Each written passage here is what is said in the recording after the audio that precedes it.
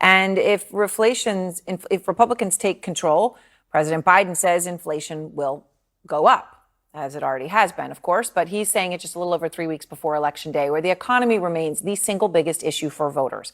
And a big warning sign tonight: 65% of Latino voters, the fastest growing demographic in the United States, disapprove of Biden's handling of the economy.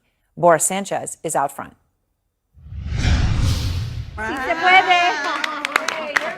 Running in Texas' 15th district, Republican Monica de la Cruz is an entrepreneur, a mother of two, and a former Democrat. The Democrat Party has abandoned us and taken us for granted.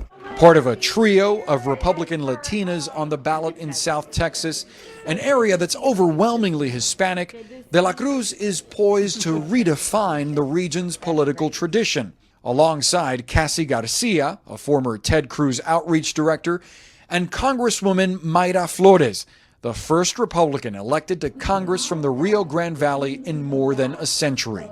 The triple threat, as the GOP calls them, signaling a potential political realignment as Donald Trump made gains with Latinos in 2020. My abuelita was Democratic. De la Cruz was won over and inspired to start her new career in politics after attending her first Trump rally. He didn't have a political background. He was a businessman, and his business policies, again, they made sense for people. He stood up against the establishment, and he put forth policies that worked for American families. Pro-tax cuts, pro-border wall, and opposed to abortion rights. Policies that persuaded Rodolfo Sanchez Rendon, whose restaurant, Teresita's Kitchen, has struggled because of inflation. He says he now pays 3 times what he used to for a box of eggs, while faulting Democrats for undervaluing faith, family, and small business. Y los demócratas no hacen eso. No lo están haciendo. ¿Por qué? Pues no se ve. No sé por qué, pero no lo están haciendo. Independent contractor Edgar Gallegos says it boils down to results over rhetoric. I'll take a mean tweet right about now over what we've got now, yeah. Another former Democrat, Giancarlo Sopel, led Trump's Hispanic advertising in 2020. So what people have to understand is that Hispanic Americans have blue-collar working-class values. Who's America's blue-collar billionaire? Donald Trump. Pointing to trends over the last decade that show Latinos experiencing gains when it comes to incomes, home purchases, and starting new businesses, Sopel says that many Latino voters view Trump aspirationally. Donald Trump to them is the first Hispanic president because he shares those blue-collar values.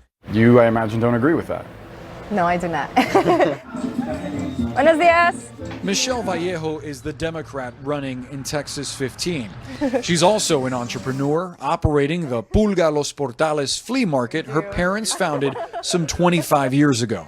Like her opponent, Vallejo is also a political newcomer, challenging an establishment she says has too long ignored the community's needs.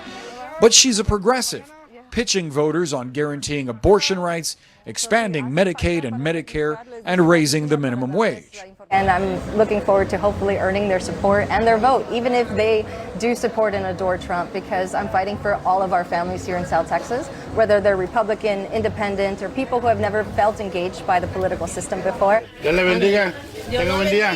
And Aaron, with less than a month to go until Election Day, the House Majority PAC, the top Democratic super PAC in House races, actually canceled a series of ads they had planned to support Michelle Vallejo's campaign.